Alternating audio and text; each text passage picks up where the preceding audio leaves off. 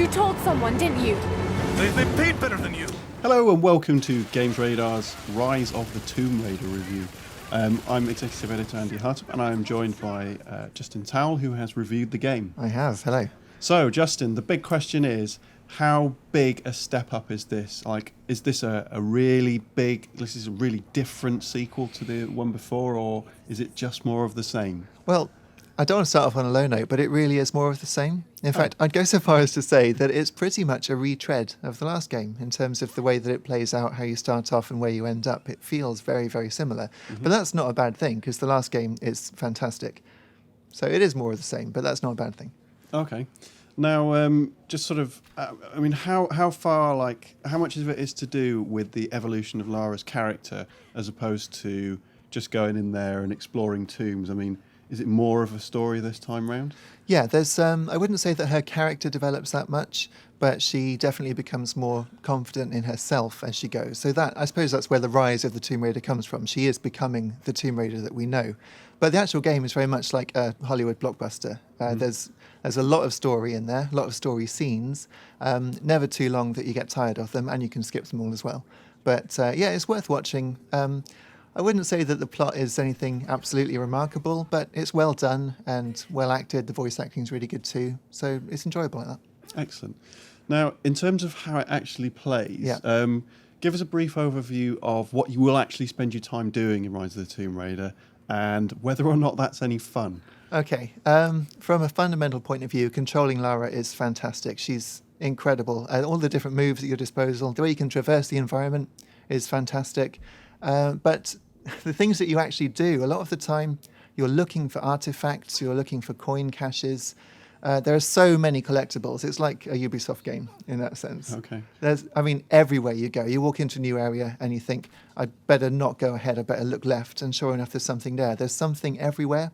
And that does threaten to become all you do. You're forever pressing the focus button to see if you're missing anything, which can get a bit tiresome. So does that distract you from like the narrative flow of the game? Because I can imagine, well, you know, that's fine for an open world game, but I see Tomb Raider as very much an A to B, a story, something that I get involved with, as opposed to going around hunting down trinkets. Well, it's very open in that the first half of the game in particular, you're kind of left to your own devices and you kind of feel a little directionless.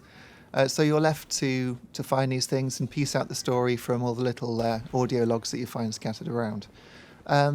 It does get in the way a little bit, but at the same time, you don't have to look at any of that stuff. You don't have to collect everything. Sure, if you want to craft arrows, then you do have to craft arrows so you can shoot things. But apart from the actual weapons to be able to let you proceed, and you can find arrows anyway, you don't have to do it. It's just, if anyone's got OCD for collecting stuff, I don't know about you, but I can't walk past something. If there's a glowing bush, I have to go and pick the bush. I don't often see glowing bushes. No. Just generally in life.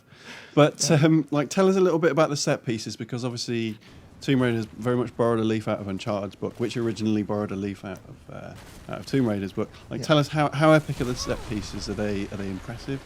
Yeah, it's obviously the next-gen hardware has enabled them to have so many physics objects that mean that entire buildings can collapse in the stones. I mean, there were elements of that in the last game, sure, but especially near the end of the game, the spectacle is amazing. There are some actual nods to Uncharted. I won't spoil anything, but there's one bit that made me think, that's just like Uncharted.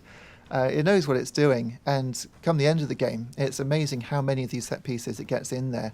Once it hits its stride, because the first half is relatively sedate, you get the occasional bit to punctuate it, but come the end, it's really breathless, and it's amazing how long it keeps going and keeps delivering this amazing quality. Okay. And finally, tell us, how angry is the bear that you meet? Because it looks really angry. The bear is incredibly angry. I mean, it's a very violent game, so the bears will properly kill you. And Lara is very stabby, but she's also the stabby. She gets stabbed very violently. It's definitely not a game for kids, some of the things that happen. And there's quite a lot of swearing as well. She does have a tendency to shout swear words a lot. Naughty. Yeah. So, Justin, what are you going to score the game? I'm going to give it 4.5 out of 5. Excellent. Well, thanks for joining us for this video review. Check out all the rest of the videos on this channel.